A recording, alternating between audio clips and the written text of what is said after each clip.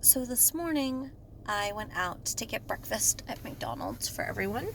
Your favorite, which is McDonald's breakfast burritos. When I got there, I made small talk with the guy who was doing the checkout.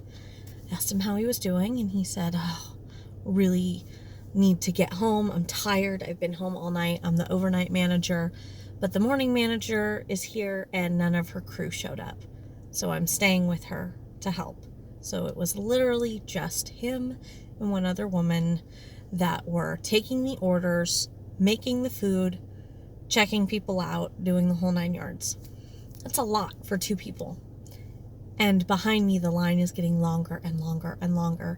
And I had to pull up ahead to wait for my food because there was a lot of it. And the people behind me started honking their horns. And my heart broke because I knew that it was just the two of them doing as best they could. It wasn't their fault that they were in the situation that they were in. But these other people didn't know that. So I felt horrible. But it reminded me of a lesson that I learned when I first got sick. Well, I've been continuing to learn it, but I am that person that judge people. I am. It's horrible, and I'm learning how not to be that person anymore. But I am that person that looks at somebody and is like in my head. And in particular, when fat people are riding the scooters through the store, in my head, I think, if you got up out of that cart and walked around, maybe you wouldn't be so fat. And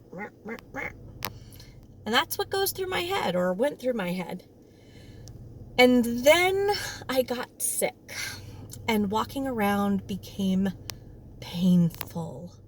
Painful to the point of crying in the middle of Walmart, that my eyes, everything would get bright white and I couldn't focus. It was horrible. And I kept being told by the people who love me very dearly, sit in the buggy, go around in the buggy, you'll be fine, you need it.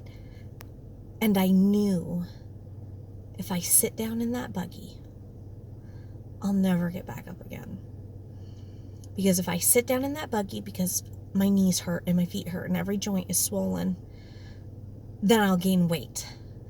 And when I gain weight, it's going to make my joints hurt even more, which is going to make me walk even less, which is going to make me use the buggy more, which is going to make it's going to become the cyclical thing.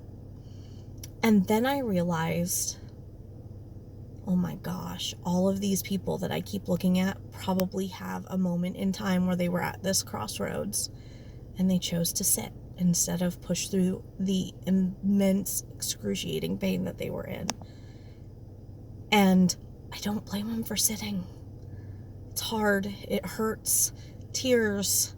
It's horrible. But they chose to sit, and so started this snowball. But I would have never thought of that before. And the point is, we don't ever know the whole story. Unless you know the whole story, you don't know the whole story.